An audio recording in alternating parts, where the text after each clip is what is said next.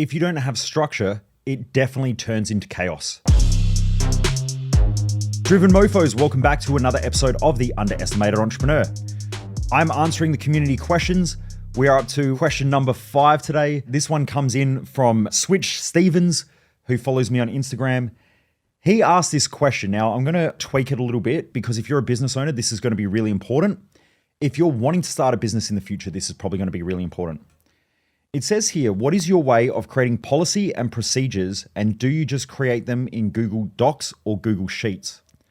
Now, I'm going to tweak that a little bit and say, how do you systemize a business to make it work more effectively? When you think about systemization, some people are good with operations and some people aren't. I'm not a good ops person. I'm good with people, but not the best with operations. Some people are great with operations and really bad with people. It depends. You've got to know your weak spots. Now, I'm fortunate because I have one of my amazing staff members, which is my wife, Jess, who is a systems queen. So she's great at building systems and processes. She's taught me a lot, so I'm going to share with you what I've learned from her. But also, my mentor is the chief operating officer of a multi-billion-dollar company. I've learned a lot from him as well about systems, procedures, policies, and so on. Now, I want to define these things as being different. So when we're talking about policies, these are more for, I guess you could say, legal or whatever. So when you hire someone, you might have a policy which is like, don't do drugs at work. So it's a drug policy. You might have to have that policy. What I would suggest though, right, is I'm going to say that there are different levels of business growth. You need to know what to do at different stages of business growth. I have people who reach out to me and they say things like, I'm going to start a business. What's all the legal shit? Should I set up a company? Do I set up a trust and all that? And I say, look, first of all, go talk to an expert. So go find a really good accountant or a really good person in that field. Because you want to set things up properly, but you need to know the right time to set them up. If you're a brand new startup business and you've never really had a business before and you've got a little plumbing business or something like that and you make $80K a year, spending all the money on setting up your company structures and trusts and everything like that probably isn't the smartest idea. Your goal is to make more money first. So what you want to do is you want to start putting in some sort of a structure to help you to make more money. I don't recommend creating big, heavy systems and processes and all these infrastructure because it slows a business down. The more systems that you have, the more policies and the more procedures you put in, the more a business slows down in most cases. So if you have a look at a large corporate business, let's say a government department or let's say a bank, when you go in there, you're like, look, I just want to withdraw my funds. And they're like, well, we need all this documentation. We need to sign off on this shit. I've got to then send it up to my manager. It's going to take a week. And you're like, hang on, I gave you my money. You put it in the bank. Give me my fucking money. It shouldn't be that hard, but it is because they've got to go through the red tape. They've got to follow the system. They've got to follow the process. So everything becomes way slower. When you go to a government department, you're like, look, I just need to get this one thing done. And they're like, that's going to take 8 months. Why? Because it's got to go through all the chains. Everyone's got to tick the boxes. People have to follow the process, follow the system. They can't fuck it up. So the more you put in a lot of those systems and processes in most businesses, they slow down. The thing that gives you a competitive advantage is speed. So when you're brand new, if I'm an electrician and I've got an electrical business and I'm competing with a big, large electrical company, it might take 3 weeks for them to do a proposal, send it out, get quoting and everything done. Whereas you can go out, do the quoting today, send the proposal by tomorrow morning. So speed is on your side. You do not want to slow the business down at a startup stage. Why do people then want to systemize their small business? Because of fear. And because of stress, because they can't handle their mental and emotional stress, which is a mental problem. It's not a business problem. They want to put in all these systems and processes to make everything seem like there's better flow there, but it doesn't necessarily work like that. I hired a general manager and she was like a Nazi on systems. She would go wild. She would take something that would take 2 hours to do and turn it into a 2-day process because you've got to tick this box, transfer this to here, do that. And our whole company slowed down so much, I ended up having to get rid of her because she really needed to go and work in a larger enterprise where they pay someone in ops to do stuff like that, right? Because that's what they do. That's what they need. And they need someone like that in a full-time role when they have other management managing staff and pushing things forward. And she works in the background creating those types of systems. But the managers that they currently have will be pushing staff forward so that things keep moving and then they'll start implementing those systems and training staff and developing them so that they do help out with business growth. So just remember, the right size of the business needs the right size systems and processes. If not, you'll kill the business. Another example of this is that Jess used to want to put in a lot of systems and a lot of processes in the business, but again, it slowed down the business, and so cash flow almost died. When we're growing, we could go from making like 100, 150K a month to then all of a sudden it would drop down to like 20K a month because we're putting in all these systems, staff need training, you've got to have development, people get confused because they fuck things up and they break things because there's a new system and they forget stuff. And so it slows everything down. So what I did was I got rid of a lot of those systems and just said, fuck it. Let's just go to town. Let's sell a lot of shit. Let's deliver. So really, when you're a startup business, sales and delivery is everything. Now, if you've got to add marketing in there, then you do marketing that then creates leads. Those leads you grab, you turn them into sales. And then when sales come in, that gives you cash. You use that cash to grow. That's how you start to grow. So you need to know what level of business you're at. The next thing is, instead of thinking about systems and processes, think about best practices. So when we're thinking about best practice, normally what happens is when someone tries to systemize a business, what they do is they sit there and they go, well, what would we do if? That's a bad way of doing it. So I could say, okay, well, what do we do if we're going to hire a marketing manager? What do we do if we hire them? What should they do? What systems do they need? What processes do they need? And so you start to build all this shit out. But if you're building all that stuff out, what a best practice. You don't have any best practice because you've never done it before. So to set up a process in a system is a really stupid idea. What you do is you hire someone who's competent who comes in, and what you do is you learn the best practice off of them or get them to build out the best practice. So if you hire competent people, you might have someone who is the operations person or you might be the ops person. But you sit down with the marketing person, you say, okay, when we create Facebook ads, the ones that are working, what do we do? And they run you through step by step what they do. You document that and that becomes a best practice. So only ever document best practices. And best practices should be best practice. They shouldn't be like, well, I read a book and in theory, this is the best practice, because you don't know. If you're doing that, you're hiring incompetent people. And a lot of small business owners do that because they don't have a lot of money. So they're like, this person can do my admin tasks. Then they hire an admin and the admin person comes in and is like, what do you want me to do? And you're like, well, I don't fucking know. I'm not an admin. And then you're trying to train and develop somebody with no competence or not a lot of skill, and you're telling them what to do. That normally happens quite a lot in startup. As a business scales and you get more money in the door, what you'll do is you then go and just hire a really good admin. And the admin comes in and they say, oh no, we don't do it like that. We do it like this. And you go, that's a best practice. When you start off and you hire a salesperson, the salesperson comes in and goes, how do we sell? And you're like, I don't know. And you go, okay, well, shit, I better learn sales. So you read a couple of books and then you go back to them and you go, here's a process that I've learned on sales. But that's not best practice because you haven't sold a lot. So my point is that best practices should document something of competence. And what it will do is it'll create a flow. Now you can also create workflows as well. In workflows, I use those little charts, like you can buy a Lucid chart. And essentially they're charts of flow of work. If you just go and study workflows and how to create them, just watch a bunch of YouTube clips, go online, and you'll start to notice that there are these workflows that you can create. And then from there, you turn them into processes, policies, and all of that. So I asked my team to do one the other day. They were setting up some video structures where we store all of our video content. And I said, go and Google how to create a workflow and then send me a workflow before you start doing anything. Because what I didn't want is I didn't want them spending 3 weeks creating all these folders and structures and shit that don't have a workflow. Because what will happen is you'll start wasting time because something doesn't go to here and then you forget to put it here. You need to create workflows first. So I normally create a workflow before I create a process. And I learned this from some really good operations people. How do you create more effective systems and processes? Always think about best practice. Always go and learn off of people that are more competent than you. If you're going to build your sales system, then go and invest anywhere between $50,000 and $100,000 over the next maybe 12 to 24 months and go and learn from the best salespeople. Then hit the phones and figure it out. Do the same with marketing. Do the same with finance. This is why I have mentors, because a mentor comes in and I say, right, how do we manage our finance? And they go, right, here's what you need to do. You need to create a spreadsheet like this. And I go, okay, excellent. So I create a spreadsheet like that. Then they go, and here's where you put everything in, and here's how we document it, and here's how we pull reports. And so then what I do is I start creating best practice around that. But it's because I've got an expert teaching me what to do.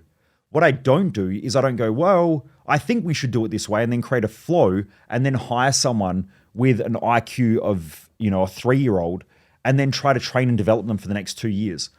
Because when you do that, it will slow down your business. And this is where most startups go wrong. They keep hiring friends to do shit. They hire family to do shit.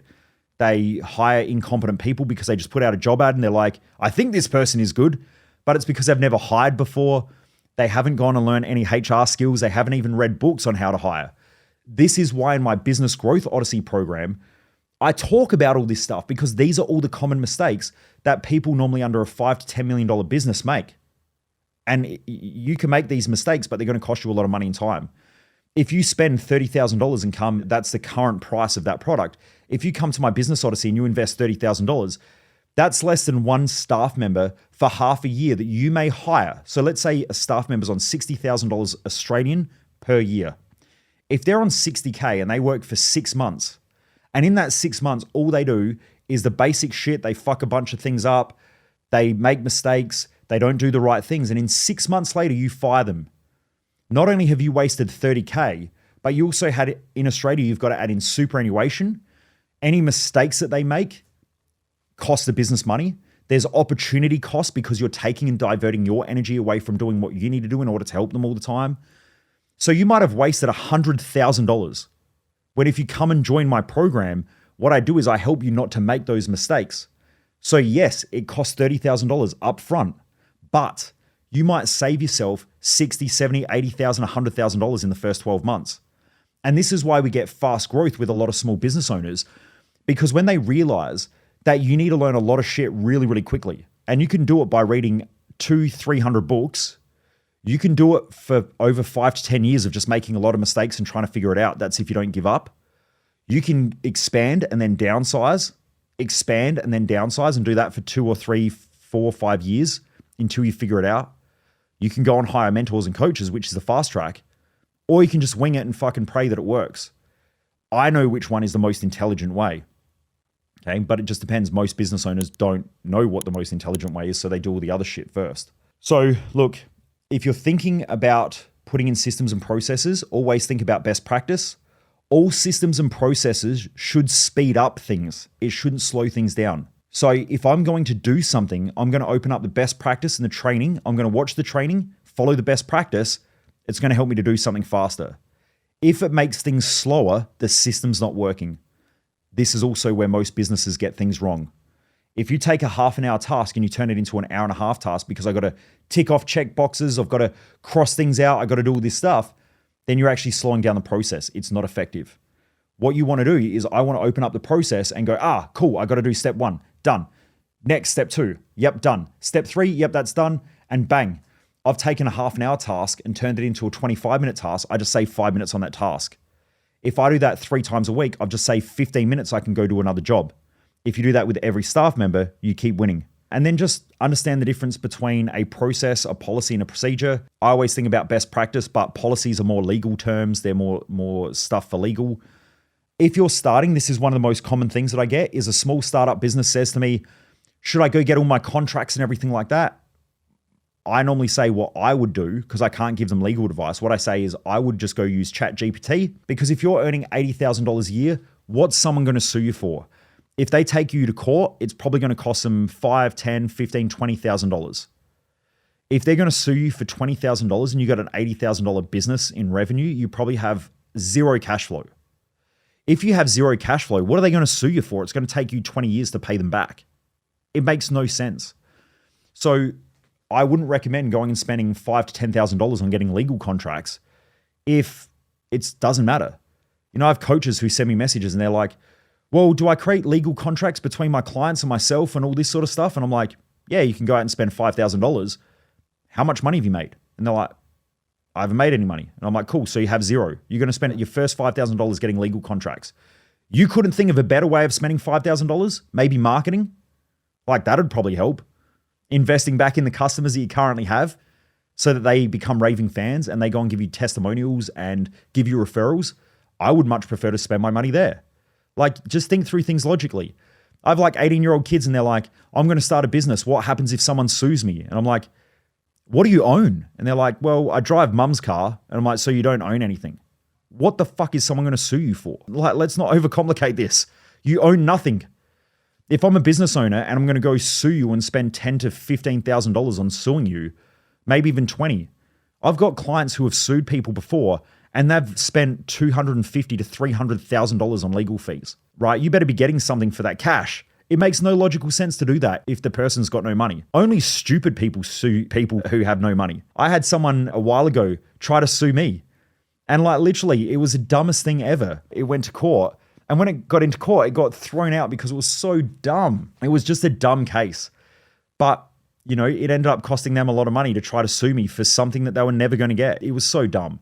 But anyway, my point is you just have to think through this stuff. In small business, you have to put the energy in the right places. You have to put your money in the right places and you have to put your thoughts in the right places. So make sure that when you're creating best practices, they are best practices. Make sure you know what you're doing already and then document them. Then hire someone to come in and follow those best practices. But also as well, get good at hiring people because if you hire someone who's competent, they'll come in and they'll do it better than you anyway. Jess is way better at operations than what I am. Amy is way better at customer success, as in admin, than what I am. My video team are way better at creating videos than what I am. Why do I hire someone who's better than me? Because then I don't have to train and develop everybody and know fucking everything in my business. The value of a company or of a business really comes down to the knowledge that is contained and the value that is contained within the staff members. So if you hire someone that is stupid, and let's say you hire 5 staff members who have no brains, your company is only worth what you make because those people aren't adding any value. If you go and hire a really competent administration person, you hire a competent financial controller, you hire a bunch of competent marketers, you hire a bunch of competent video team or video editors, you hire a bunch of competent salespeople, that business will be worth a shitload of money because all of those people's competencies end up becoming the business's IP or intellectual property. And normally when you've got a startup business, the business's value is always in the earning. So what I mean by that is that when you're a small business owner, let's say you're making $300,000 a year. You have the intellectual property because it's inside your brain and you just work flat out and you might have 1 or 2 people who work with you. All the intellectual property is in you. So if you're sick or you die, you have no more business. So the value of the business is in the earnings. But as the business grows, the value of the business is in the intellectual property and everything else that's there in the systems, the processes, and all the structures. So right now, Steve Jobs dies, the business got bigger. Why? Because they had the right people in the right roles with all the intellectual property, all the trademarks, you know, all the logos, everything like that, all of the engineering, everything like that is all contained within the company. It's not in Steve Jobs' mind. So now, if you look at Steve Jobs might be able to earn, let's say, if it was just him and he started again, he might make a couple of $1 billion. But now, as a whole entire company with all of that knowledge and all the intelligence and the hiring and the people in the right places, that company's worth over $1 trillion. So you just need to think differently. As businesses start to scale, it becomes more about building the intellectual property and the value of the company than the value of just the money coming in the door. And this is why when I interviewed Toby Pierce, who sold the company Sweat for $400 million at 29 years of age, he sold that company because of what the intellectual property was, not because of the value of the sales. In the last couple of years, he lost millions.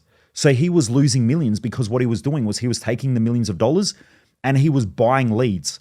And so he was filling up the database. When the company bought Sweat, they bought the database and they bought all the intellectual property. So what he did was he knew that the company, he had to build the asset base of the company, not just the revenue. Whereas most business owners go, well, my business makes $1 million, therefore it's worth $1 million. A smart business owner goes, well, I make $1 million, but my business is worth $20 million because of all the intellectual property, the staff, everything like that in the business. So that business that has $1 million in revenue is now worth $20 million. Let's just say as an example. I hope that answers the question. I hope for all the business owners out there, it helps you to think a little bit differently about the way you run and operate your business. If you want more information about Business Growth Odyssey, jump across to Instagram, look up Michael_Mojo_success. Hit me up on my page and just say, can I get some more info about Business Growth Odyssey? I'll send you the info. If you want to get involved, get involved. But I guarantee it will help you fast track what you're trying to do in business. Because not only do we develop your leadership skills, we help you to start building out the systems, the processes, and the infrastructure at the right time. because you do not want to hire somebody who comes in and chokes your business like I did. I lost millions by hiring the wrong general managers and having them choke the business. Some of them went too big too quick. Some of them slowed the business down because they were afraid and had to put in all the systems and the processes and everything like that. And it slowed everything down and cash flow almost died. So anyway, Switch, I hope that helps, mate. Really appreciate the question. And like I said, for anyone out there who would love to jump into Business Growth Odyssey and you want to build your business and you want to be surrounded with other business owners that are growth driven, just shoot me a message across on my Instagram page and we'll have a chat and make sure it can help you. Anyway, Driven Mofos, have a great day. Keep kicking ass. And I look forward to you joining me back here once again for another episode of The Underestimated Entrepreneur. Most people waste their life, and I just don't want you to be one of them.